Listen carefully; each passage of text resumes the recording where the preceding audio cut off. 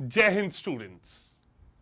अब ये no confidence motion एक ऐसा मुद्दा बन चुका है जो आप देखते हैं कि धीरे ही धीरे सरकार के सामने विपक्ष ने लाके खड़ा कर दिया है। अब ऐसे देश में काफी मुद्दे हैं और आपने देखा है कि प्रीवियसली भी नो कॉन्फिडेंस मोशन सरकारों के खिलाफ आते जाते रहे हैं। 2018 में भी प्रेजेंट जो प्राइम मिनिस्टर हैं मोदी जी, उनके खिलाफ नो कॉन्फिडेंस मोशन लाया गया था और तब भी आम जनता के मन में यही सवाल उठा था कि ये जो नो कॉन्फिडेंस मोशन है, जब पता है कि सरकार जो पॉलिटिकल पार्टी है वो पूर्ण बहुमत में है, कंप्लीट मेजॉरिटी में है, तो उसके खिलाफ नो कॉन्फिडेंस मोशन लाने का क्या अर्थ निकलता है। पर ध्यान रखिए कि ये जो नो कॉन्फिडेंस मोशन है ये हमेशा सिर्फ सरकार का बहुमत सिद्ध करने के लिए नहीं होता। ये कई बार सरकार को मजबूर करने के लिए भी होता है कि कुछ जो ज्वलंत मुद्दे हैं उनके ऊपर सरकार जवाब दे। तो विपक्ष जो है ये नो कॉन्फिडेंस मोशन एक ऐसी मजबूर स्थिति में भी लेकर आता है कि जहां पर सरकार को अब यहां पर मजबूर कर दिया जाए कि अब और ज्यादा वो कुछ जरूरी मुद्दों से नहीं बच सकते और उनके लिए अब जवाब देना बहुत जरूरी है। ठीक है, बट इसी के बीच काफी लोगों के मन में सवाल उठता है कि why opposition is moving a no confidence motion against the government. Clear? तो अभी रिसेंटली आप ये देख सकते हैं that opposition MPs have raised a no confidence motion against the government। ठीक है, तो काफी समय से यह सवाल उठता रहा और अभी रिसेंटली यहां पर आप देख सकते हैं कि कांग्रेस के एमपी गौरव गोगोई जो हैं, उन्होंने जो एक नया अलायंस बना है इंडिया अलायंस, उसके बिहाफ पर नो कॉन्फिडेंस मोशन लोकसभा में स्पीकर ओम बिरला जी के सामने पेश किया और इसे ओम बिरला जी के द्वारा एडमिट कर लिया गया। तो अब ये जो नो कॉन्फिडेंस मोशन है, एडमिट किए जाने के बाद इसकी प्रक्रिया क्या है, प्रक्रिया के अलावा अब यहां पर यह देखा जाए कि और क्या तरीके हैं जो यहां पर नो कॉन्फिडेंस मोशन को पास किए जाते समय फॉलो किए जाने चाहिए। चलिए वो इस वीडियो में मैं आप सभी के साथ डिस्कस करूंगा। ओके, अब यहां पर अगर हम शुरुआत करते हैं तो सबसे पहले यहां पर मुद्दा उठता है आर्टिकल 75 का। ठीक, तो हमारे कॉन्स्टिट्यूशन का जो आर्टिकल 75 है ये क्लियरली स्पेसिफाई करता है कि council of ministers shall be collectively responsible to the Lok Sabha. Okay, तो यहां पर काउंसिल ऑफ मिनिस्टर्स जो है which is headed by the prime minister, okay, they are collectively responsible to the Lok Sabha, मतलब they are collectively responsible to the lower house of parliament. हमारे देश का जो पार्लियामेंट्री स्ट्रक्चर है उसका सीधा सा एक मतलब है कि हमारे देश में वो रूल करेगा जिसके पास पार्लियामेंट में मेजॉरिटी होगी।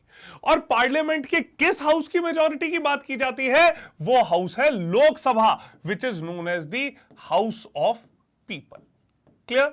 तो अगर भारत में आपको सरकार बनानी है, आपको भारत में प्रधानमंत्री के तौर पर टिके रहना है, तो आपके पास लोकसभा का बहुमत होना जरूरी है और वही आदमी यहां पर भारत में प्रधानमंत्री बनता है जिसके पास लोकसभा के सांसदों का बहुमत का सपोर्ट उसे मिला हुआ है।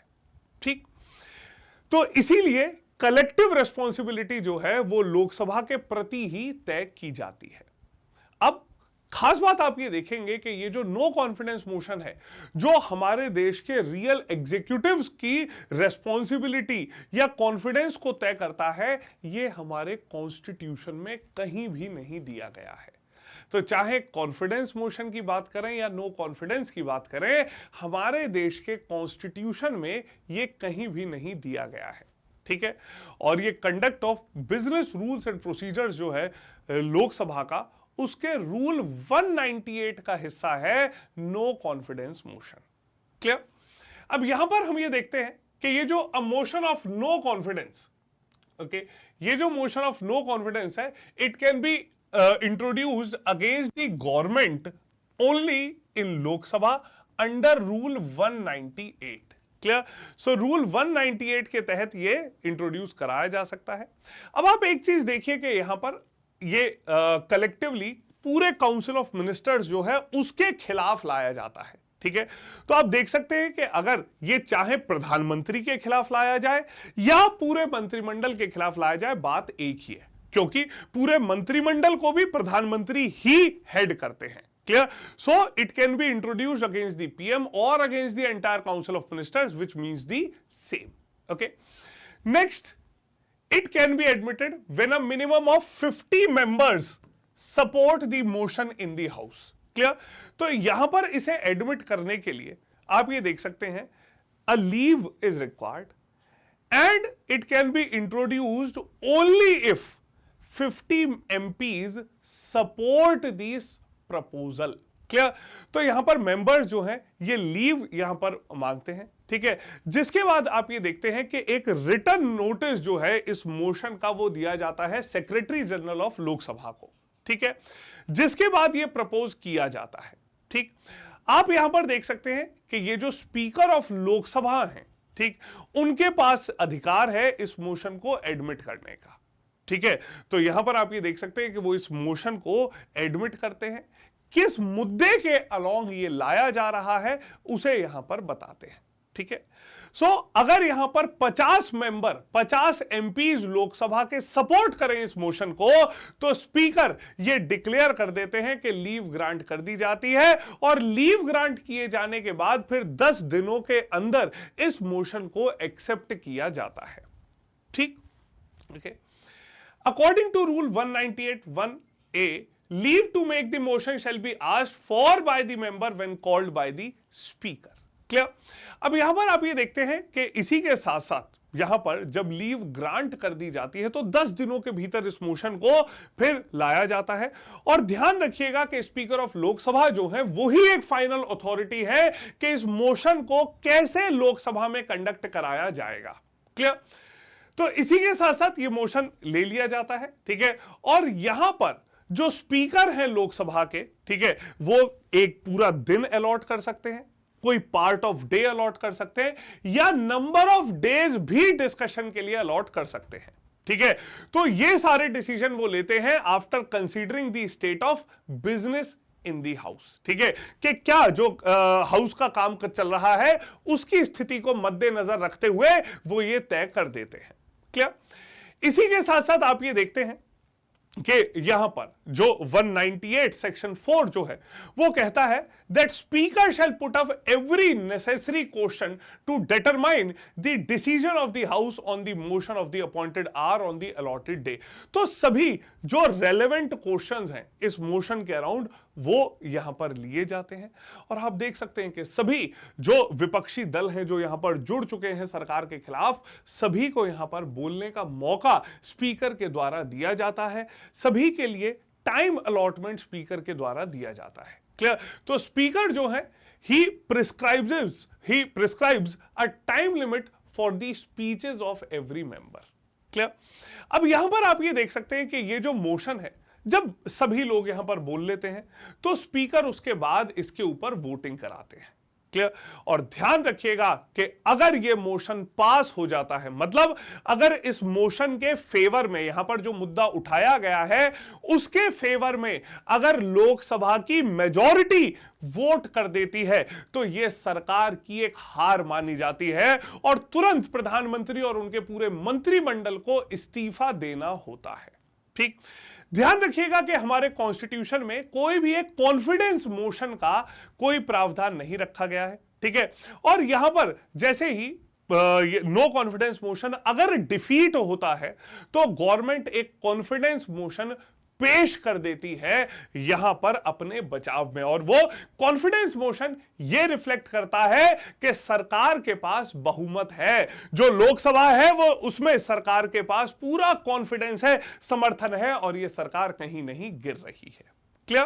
ओके, अब यहां पर आप ये देखिए कि नो कॉन्फिडेंस मोशन, ठीक है, ये कांग्रेस के एमपी गौरव गोगोई जो हैं उनके द्वारा लाया गया है। ठीक है, और यहां पर जो ऑनगोइंग मणिपुर वायलेंस है उसमें सरकार से एक ठोस जवाब जानने के लिए, प्रधानमंत्री से एक टिप्पणी लेने के लिए ये नो कॉन्फिडेंस मोशन इंट्रोड्यूस कराया गया है। ठीक है, अब भारत में सरकारें कई बार बनी हैं, ठीक है, और रिसेंटली भी आप ये देख सकते हैं कि यहां पर जो नो कॉन्फिडेंस मोशन था वो प्रेजेंट गवर्नमेंट के प्रीवियस रिजीम में भी लाया गया था, ठीक है। अब सवाल उठता है कि क्या सरकार को चिंता करने की कोई स्थिति है, ठीक। तो प्रेजेंट सिनेरियो की अगर हम बात करें, ठीक है, तो लोकसभा में नो कॉन्फिडेंस मोशन को पास होने के लिए कम से कम 272 एमपीज का सपोर्ट चाहिए, ठीक है। बीजेपी जो यहां पर रूल कर रही है, नेशनल डेमोक्रेटिक अलायंस, ओके, उसके पास 331 मेंबर्स हैं एनडीए के पास। So and BJP alone has got 303 members. Clear? तो अगर नॉन एनडीए पार्टीज भी सरकार का समर्थन ना करें, फिर भी बीजेपी अपने बलबूते पर सरकार को हिलने नहीं देगी, ठीक है। यहां पर बीजेपी मेजॉरिटी मार्क से काफी ऊपर है, ठीक है। यहां पर जो इंडिया अलायंस बनाया गया है उसमें टोटल 144 एमपीज हैं, ठीक है। इसके अलावा काफी जो न्यूट्रल पार्टीज हैं जैसे बीआरएस, वाईएसआर, कांग्रेस, बीजेटी, उनके पास कंबाइंड स्ट्रेंथ 70 की है। क्लियर? तो ये स्ट्रेंथ भी कहीं भी जो मेजॉरिटी मार्क है उसके आसपास भी नहीं पहुंच रही है। क्लियर? सो यहां पर नो कॉन्फिडेंस मोशन सरकार के खिलाफ पहले भी कई बार लाया गया है, ठीक है। 1952 में पहली लोकसभा का गठन हुआ था और उसके बाद आज तक टोटल 27 नो कॉन्फिडेंस मोशन जो है वो सरकार के खिलाफ अभी तक लाए जा चुके हैं, ठीक है। तो मैंने आपको बताया कि कितने नो कॉन्फिडेंस मोशन लाए जा चुके हैं। प्रीवियस नो कॉन्फिडेंस मोशन 2018 में लाया गया था, उसका क्या तात्पर्य था, बट आप लोग मुझे इस वीडियो के कमेंट सेक्शन में बताइएगा कि पहला नो कॉन्फिडेंस मोशन किसके द्वारा इंट्रोड्यूस कराया गया था, ठीक है। यहां पर 2023 में कांग्रेस के एमपी गौरव गोगोई जी इंट्रोड्यूस करा रहे हैं। आपको मुझे बताना है कि पहला नो कॉन्फिडेंस मोशन किनके द्वारा इंट्रोड्यूस कराया गया था। आपको मैं हिंट ये दे देता हूं कि फर्स्ट नो कॉन्फिडेंस मोशन जो था 1952 में पहली लोकसभा बनने के बाद 1953 में ही उस समय पर प्रधानमंत्री श्री जवाहरलाल नेहरू जी के खिलाफ लाया गया था। आपको बताना है कि किन्होंने उसे इंट्रोड्यूस कराया था। So please do let me know in the comment section that who had introduced this motion. इसके अलावा आप लोगों के लिए upcoming CAPF assistant commandant exam का सबसे सटीक एग्जाम एनालिसिस लेकर मैं और आकाश रंदेव सर आ रहे हैं। सो 6th of August from 5 PM onwards इसी चैनल पर हम आपके लिए एक बहुत सटीक एग्जाम एनालिसिस लाएंगे। एक्सपेक्टेड कट ऑफ क्या रहेगी, रिजल्ट कब तक आएगा, चेंज इन ट्रेंड क्या रहा है और आगे की तैयारी आप लोग कैसे करें।